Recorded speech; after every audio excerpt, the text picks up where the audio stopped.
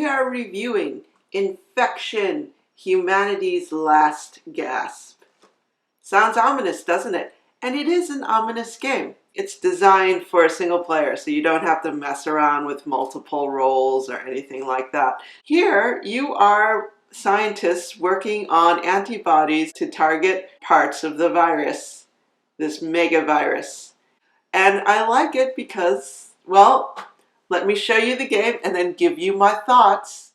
In this petri dish, we have spaces for where the virus is forming. We will be placing molecules in these spaces according to cards that we draw, representing mutations of the virus that make it harder for us to eliminate its molecules. Once we eliminate all of the virus's molecules, we win the game. Each molecule has a letter identifying its type. Each molecule also has little protein symbols orbiting it, demonstrating which proteins are needed to form its antibody. Each protein is represented by a color and a shape. Each protein also has a number indicating how many copies of it are in the available protein pool. Proteins are harvested from the protein incubator. Proteins cost increase from left to right. Proteins will form antibodies against the molecules, ranging from the easy early letters to the much more difficult later letters. In the molecule cup, there will be good events and bad events that can be pulled. To help you in solving the puzzle of the virus, there will be lab cards available, including lab equipment and personnel cards in the form of lead scientists and interns who work with the lead scientists. Status cards mutate the virus, indicate whether lab events occur, and help determine what the containment role will bring. We're going to demo the game on the bacterial side rather than the harder viral side. We've set up our initial virus/bacteria. We start the death toll at 0, which means that on the bacterial side, we're going to get $2 of income at the end of every round. The $10+ marker on the 5 to represent that we have 15 million billion dollars or something. $15 we'll just call it in this game.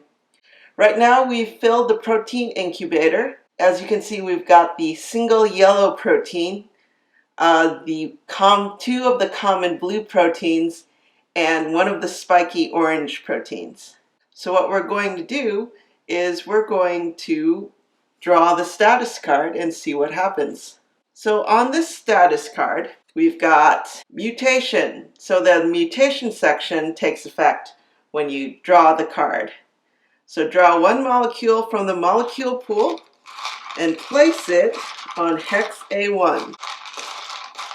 So we draw a molecule.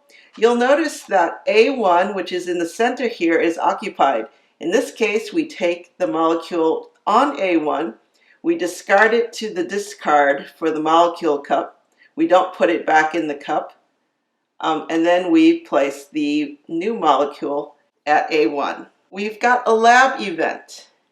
This affects any lab cards that we have in ownership. So if we have scientists or lab equipment, the lab event will affect them.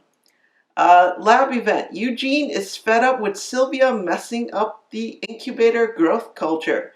Dr. Eugene Monroe refuses to work with Dr. Sylvia Goldstein. This card has a little pie in the upper left corner.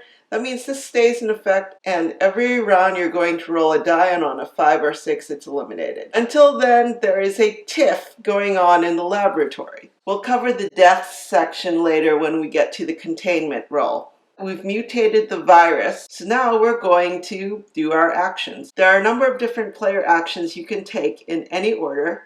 Some of them are restricted in number and some of them aren't. So the first thing you can do is harvest a protein from the protein incubator. As you recall, there's a 0, 1, 2, and 4. That's the cost of harvesting that protein from the incubator.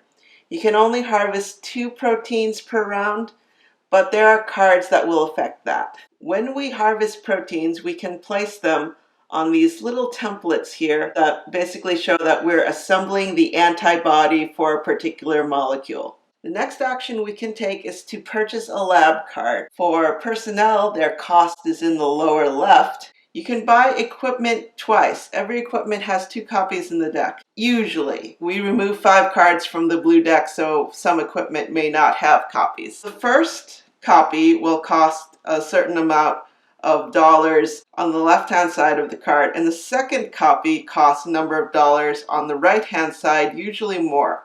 The reason you want to get 2 copies is because with 1 copy, it only works if you activate it and get a roll of 4 to 6 on the D6. If you've got 2 copies, you just activate it and the success is automatic. When you get personnel, you'll always get tokens with them, and the tokens represent special actions or special bonuses that can give to certain actions. And as you notice, there's a limited amount of each token on the cards. So let's go through some turns and see what happens. So to target a molecule, the molecule must have 3 exposed sides. If there's a molecule in a C ring and it's in the corner, it always has 3 exposed sides. So I'm going to say that we go for trying to eliminate the B molecule. Now let's see if we've got any cards on the side that will help. Okay, the Absorption SPM Mark III. This unit has been tested and certified to, once per turn, you may destroy a molecule with 1 or 2 visible sides. All our other conditions still apply. This is actually probably pretty useful in the future, so we may want to buy it now to preserve it for the future. But let's do that after we harvest our proteins. So because the B molecule requires donuts and spikiness, we're going to select the first donut, which only costs us 1. So we adjust our funding track and we put the blue molecule up on the B template, and we're going to spend 2 funding to get the spiky orange molecule. So we're 1 away from completing the antibody for B, which is good. The other part that's good is that the blue donut molecules are way more common than all the other molecules. There's 6 of them in the mix, as opposed to, say, just 1 as in the yellow molecule. Yellow protein. Sorry. This is important because at the end of the round, we're going to discard these to a separate discard pile. They don't go back in the cup until the cup is empty, just like the molecule cup. We're going to buy this. So this is the first unit we have, so this costs 1, 2, 3, 4. So we don't want to do any more actions at this point, mostly because we can't. At the end of the round, we have our containment check. The containment check basically checks to see if the death toll goes up or not. Now, this is when the deaths section of the status card comes into play. It modifies, usually, sometimes it doesn't, it modifies the containment roll to be easier or harder. A cruise ship is found adrift. There are no survivors. Subtract 1 from your roll on the containment check this round. So in order to succeed at the containment check, we look at the number of the space. So in this space, we can succeed on a roll of 3 to 6. So 50% chance. When the death toll gets more serious, when we've progressed from outbreak to outright epidemic, the containment roll becomes harder. Now it only contains on a 4 to 6. Pandemic is much harder, only a 5 to 6. And then after pandemic, we're dead, which is obviously a lose condition. So we're going to roll our containment check and subtract 1. Oh, by the way, if we roll a 6, we automatically succeed no matter what modifications were made. We rolled a 5, we succeeded, so the death toll does not rise. Now we go into cleanup phase. We take the remaining proteins in the protein incubator and discard them. We bought a card this round, so we're not eligible to discard any lab cards from here. We draw a lab card. So we've drawn Dr. Melinda Yee. Place 3+2 containment check roll items on this card. You may discard one token before rolling your containment check to add +2 to the die roll. That's nice. She's expensive though. We haven't used our lab equipment, so we don't need to untap it, basically. So now we collect our income. And because we're on the bacterial side, we actually get to collect income at this point. So we're in outbreak, so we get 2 to our funding. We should make a note that this status card is still active. We also do the roll here to see if it goes away. So 5 to 6, it goes away. We rolled a 4, so it doesn't go away. It stays there. So our next status card, mutation. Draw one molecule from the molecule pool and place it on hex C12. Now, we've drawn an event. So when an event is drawn, we execute it immediately. In this case, this represents budget cuts. So we immediately lose $5. That was fun. Fortunately, once the event happens, it is removed from the game. Now, let's draw the actual molecule, hopefully. We have another event that happened. We're going to place this on the next space of the death toll to represent government interference. So the next time, if we land on it, it subtracts 1 from our containment roll. So that's wonderful. Let's draw a molecule. Actual molecule drawn, and we place it on C12. This is bad because if you have any molecules in the outer C ring, they cause you to have another -1 to your containment roll. If you have like a bunch of molecules in the C ring, it's still only -1 to the modifier. Lab event. It's the 4th of July, but nobody feels like celebrating. No lab event. So that's nice. And we refill the protein incubator. So the state of affairs of the world has changed a bit. So this B molecule now only has 2 sides exposed, and this B molecule still has the 3 sides exposed.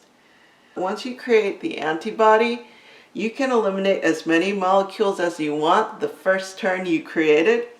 And then afterwards, you can continue to eliminate any molecules that appear, but you won't get funding for it. So you only get funding on the first turn that you're able to eliminate molecules of a certain type. And the amount of funding you get corresponds to the ring that the molecule is in. So the C ring molecules are worth 2 to get rid of. The B ring molecules are worth 4 to get rid of. And the A center is worth 6 if you get rid of it.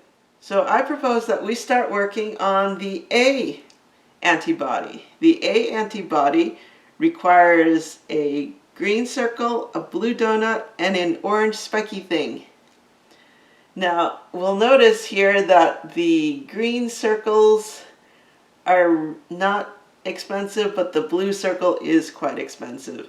In fact, if we spent all of our money on it, we'd be in trouble. I'm going to spend the money to get this donut molecule. So that's 1, 2, 3, 4. So we've got $1 left. So I complete the B antibody here. Now that I've completed the B antibody, we eliminate B molecules from the virus. So this guy has 3 exposed, so we eliminate him. So that's $4.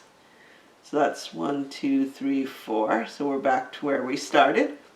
We discard the proteins because the presence of the molecule here indicates that we have the antibody. And the proteins can now be recycled. We eliminated this molecule. We can't yet eliminate this molecule, so we're going to miss out on funding for that. But we can obtain this molecule for $1 only and start on the road to eliminating the A molecules. Wait a minute. we can use this lab equipment possibly because it'll allow us to eliminate a molecule that only has one or two sides exposed. So let's see if it works. So we exhaust it by turning it on its side, and we roll the die and see if we get a 4 to 6. We get a 6, so it works. So we can actually eliminate this B molecule now. And we stack the molecule on top of each other like this, and we get an additional $4 for our funding. That's excellent. Now we do our containment check. Deaths. The entire island of Ireland has been quarantined. You must move the death toll marker forward 1 space this round. So because we must move the death toll marker, we don't do a roll. It happens no matter what we do. So here we go. Moves on to the government interference. And we do our cleanup round now. So proteins get discarded. Lab equipment gets unexhausted. Because we didn't buy a lab card, we can choose to discard somebody. So we're not going to discard anything from here. Might be a mistake, but you know. We get 2 in funding. We refill the protein incubator. And that's the game. So this is the viral side. It's red, like Sith red, and dark. And you can see that there's no extra funding up here. And you have more difficult molecules over here. So instead of just a few 5-level molecules, almost half of your molecules require 5 proteins to make their antibody. So the viral side is much, much, much harder, and you have to play much, much, much more carefully there. So Infection, humanity's last gasp, is one of my favorite solo games. I find myself returning to it again and again because I love the set collection puzzle it provides.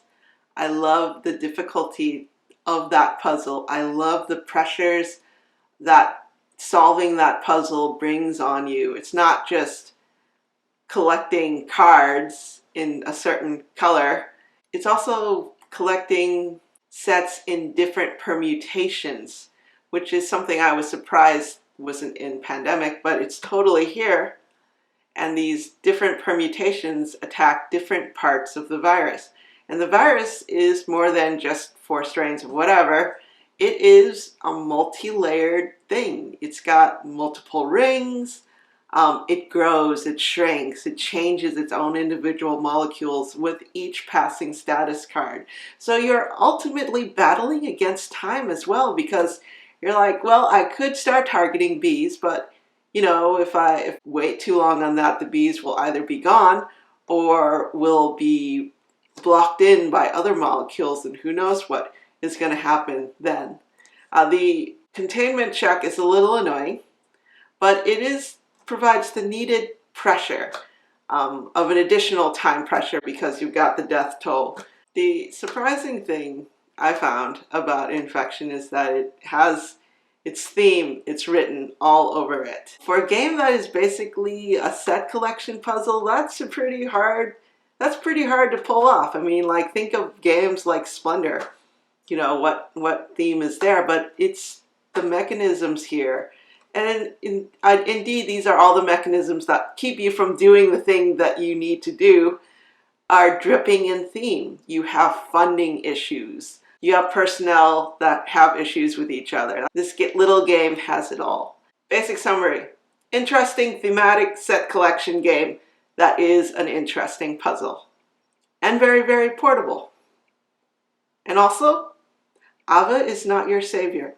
Nope, she is not. Very, very, very much not.